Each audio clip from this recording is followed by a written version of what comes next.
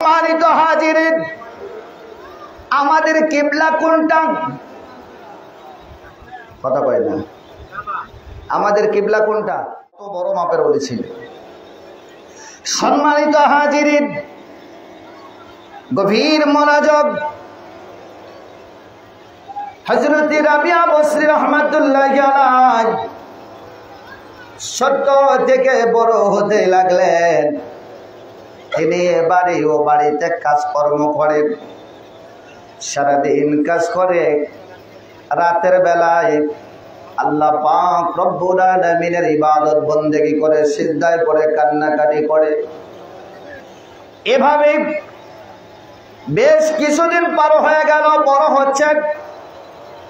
এই অবস্থায় ওই এলাকার অনেক বড় ধনী লোকের বাড়িতে অথবা বসরা দেশের বাদশাহ যিনি, তার বাড়িতে তাকে কাজের মেয়ে হিসেবে নিযুক্ত করা হলো, রাখা হলো। হযরত রাবিয়া বসরি সারাদিন কাজকর্ম করে।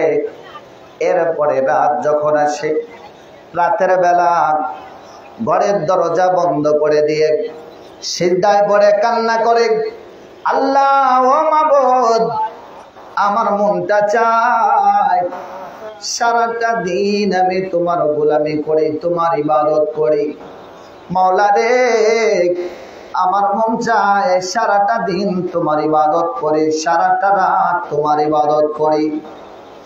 কিন্তু আমি তো এই দুনিয়ার একজন মরিবের গোলাম, আমি তার গোলামি করি, সারাদিন তার কাজকর্ম করি। রাত আসলে আল্লাহ তোমার কাছে ফিরে আসি, তোমার কাছে সিজদা করি, তোমার কাছে তো ইবাদত করি, তোমার প্রেমে তো পাগল হয়ে যায়। আল্লাহ, তুমি আমার প্রতি রাগ কইরো না। আমি পরিস্থিতির কারণে দিনের বেলা তোমাকে ততটা তোমার ইবাদত বন্দেগী তেমন ভাবে করতে পারি না। আল্লাহ গো, দিনের বেলা আমি আমার এই দুনিয়ার মনিবের কাজ করি, আর রাতের বেলা তোমার ইবাদত বন্দেগী করি। আল্লাহ, তুমি রাগ করো না। তুমি যদি রাগ করো, আমি কোন জায়গায় যাব, আমি কার কাছে যাব? আল্লাহ, তুমি তো জানো আমার অন্তরের খবর। আল্লাহ, তুমি তো জানো আমার মনের খবর। আমার মন চায় না আমি এই সমস্ত কাজকর্মের সাথে জড়িয়ে থাকি। আল্লাহ, আমার মন চায় সর্ব মুহূর্তে সর্ব অবস্থায় আপনার গোলামি করি, আপনার ইবাদত করি। আল্লাহ পাক রব্বুল আলামিনের কাছে প্রতিদিন রাতে এভাবে কান্নাকাটি করতে করতে একটা দিন হঠাৎ করে বাড়ির মালিক মনে তীরে চিন্তা করলেন, ব্যাপার কি রে? ঘর থেকে, আমার বাড়ির ভিতরে একটা ঘর আছে, এই ঘর থেকে কে যেন গুনগুন করে কথা বলার আওয়াজ পাওয়া যায়, আবার মাঝে মাঝে কান্না করার আওয়াজ পাওয়া যায়। এই আওয়াজটা কোন দিক থেকে আসে? এই আওয়াজটা কানে ভেসে আসার পরে তিনি ঘর থেকে বের হলেন। যাচ্ছে, এক পা দুই পা করে যাইতে যাইতে যাইয়া দেখে রাবিয়া বসরি যেই ঘরে, ওই ঘরের মধ্যে থেকে কান্নার আওয়াজ পাওয়া যায়। ওই ঘরের থেকে কান্নার আওয়াজ পাওয়া যায়, কথা বলার আওয়াজ পাওয়া যায়। হযরত রাবিয়া বসরির ঘরের পাশে যাইয়া, মালিক ঘরের পাশে যাইয়া ঘরের দরজার ফাঁকা দিয়ে অথবা জানালার ফাঁক দিয়ে তাকায় দেখতেছে ঘরটা এত সুন্দর আলো দিয়া আলোকিত হয়ে গেছে, এত সুন্দর আলো দিয়া ভরপুর। হযরত রাবিয়া বসরির মাথার উপরে মনে হয় যেন একটা আলো রয়েছে। এই আলোটা আলো দিচ্ছে, গোটা ঘরটা আলো দিয়ে ভরপুর হয়ে গেছে। কিন্তু রাবিয়া বসরি কখনো মুনাজাতের মধ্যে কান্নাকাটি করতেছে, কখনো সিজদায় পড়ে কান্না করে। রাবিয়া বসরি ডেকে বলে, মালিক, সারাদিন তোমার গোলামি করতে পারি না। আল্লাহ গো মালিক, তুমি তো আমার মালিক, আমার মন চায় সারাদিন তোমার ইবাদত করে, সারাদিন তোমারই স্মরণ করি, সারাদিন তোমার প্রেমে পাগল হয়ে থাকি। ও মালিক, দিনের বেলা তো পারি না, রাতের বেলা তোমার কাছে আসে। এই অবস্থা দেখে মালিক চলে গেলেন। যাওয়ার পরে পরের দিন সকাল বেলায় ডাক দিয়া বলে, রাবিয়া বসরি রে, ও রাবিয়া বসরি, শোনো তোমার সাথে কথা আছে। রাবিয়া বসরি গো, আমি তো জানতাম না তুমি এত বড় মাপের একজন ওলি, এত বড় সম্মান তোমার, এত বড় ইজ্জত তোমার।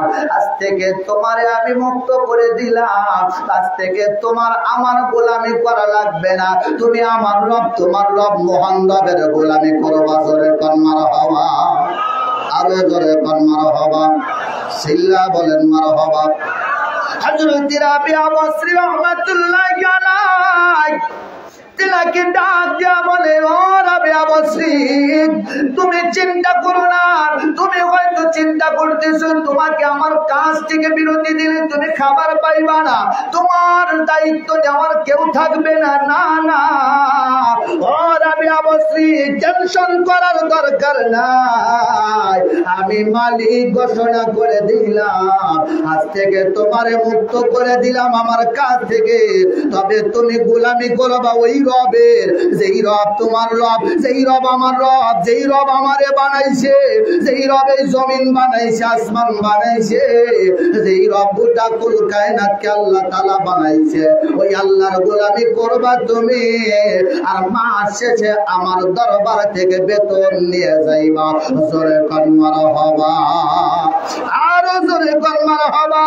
কোন নবী বসরি হযরত ইব্রাহিম বিন আদহাম রাহমাতুল্লাহি আলাইহি, তিনি ওয়াজ করার জন্য চলে গিয়েছেন। তিনি পাগল, আল্লাহর প্রেমে পাগল হয়ে, আল্লাহ পাক রব্বুল আলামিনের প্রেমে পাগল হয়ে তালাশ করতেছে আল্লাহকে। আল্লাহকে তালাশ করতে যাইয়া একটা রাস্তার পাশ দিয়ে যায়, রাস্তার পাশে যাইয়া দেখে একটা জঙ্গলের মধ্যে একজন দরবেশ বসে আছে। এই দরবেশের কাছে যাইয়া বলে, আপনি কে, আপনার পরিচয় কি, আপনি একা একা নিরিবিলি কি করেন?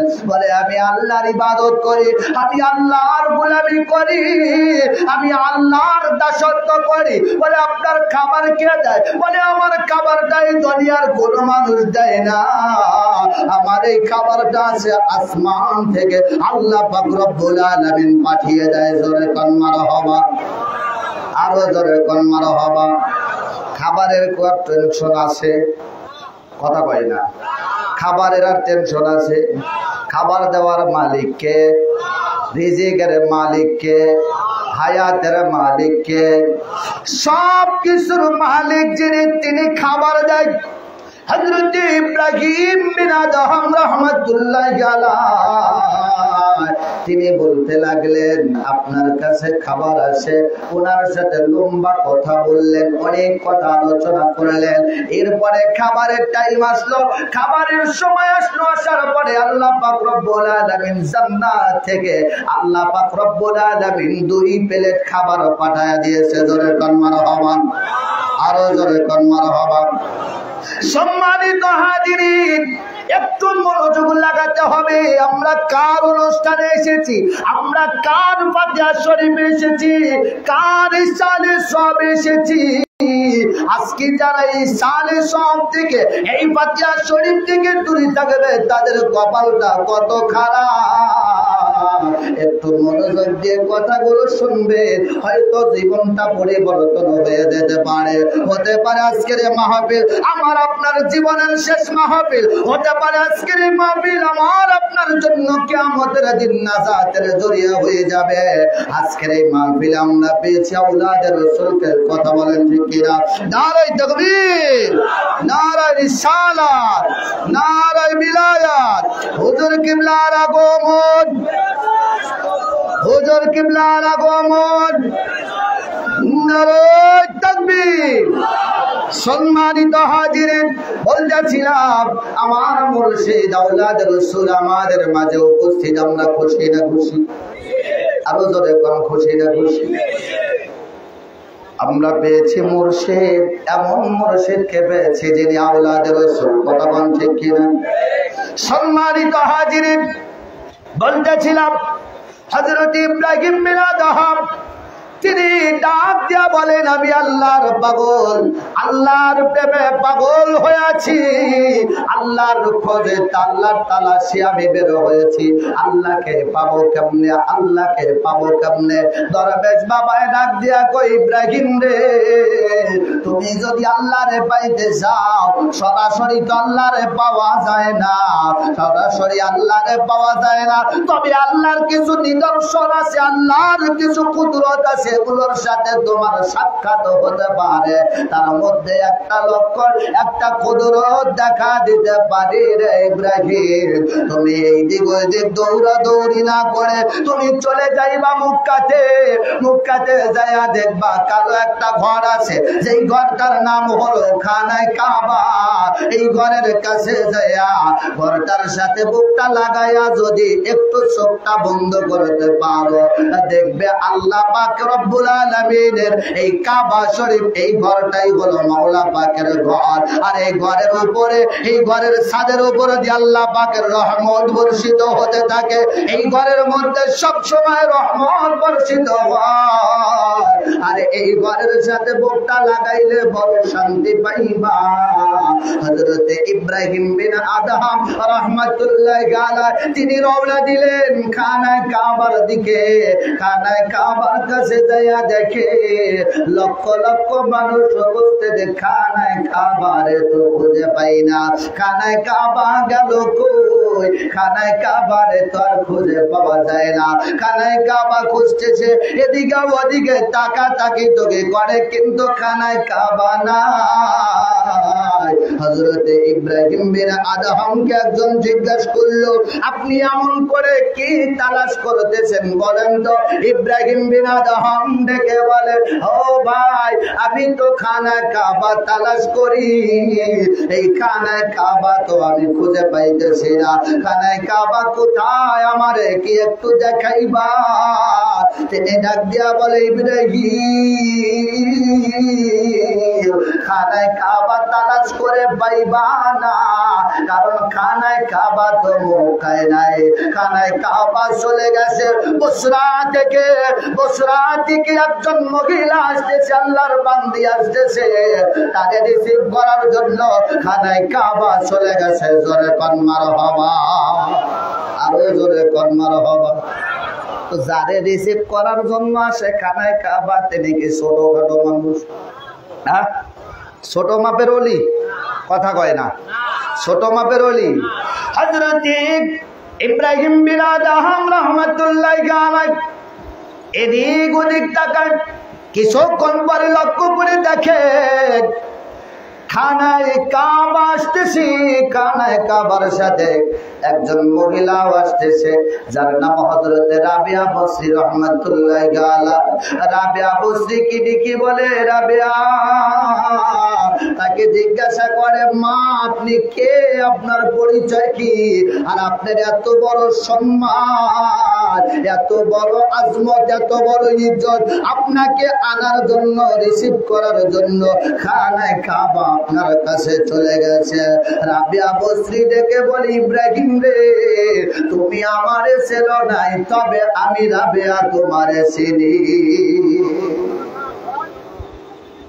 সোনার ভাইরা আমার, বাপজিরা আমার, কোন রাবিয়া? শুধু নামের কথা বলছি। মুজাদ্দিদে জামান আবু বকর সিদ্দিক রাহমাতুল্লাহি আলাইহি কাকে নামটা দিলেন, কেমন নামটা দিলেন? যেই নামটা দিয়েছেন বাংলার তাপসী রাবেয়া, বাংলার তাপসী রাবেয়া এমনি এমনি নাম দেয় নাই, এমনি এমনি নাম দেয় নাই। ওই নামটা কত বড়, ওই নামটা কত বড়। রাবেয়া বসরি দেখি বলে, তুমি আমারে চিনবা না, আমি তোমারে চিনি। খানায় কাবা আমারে আনতে গেছে।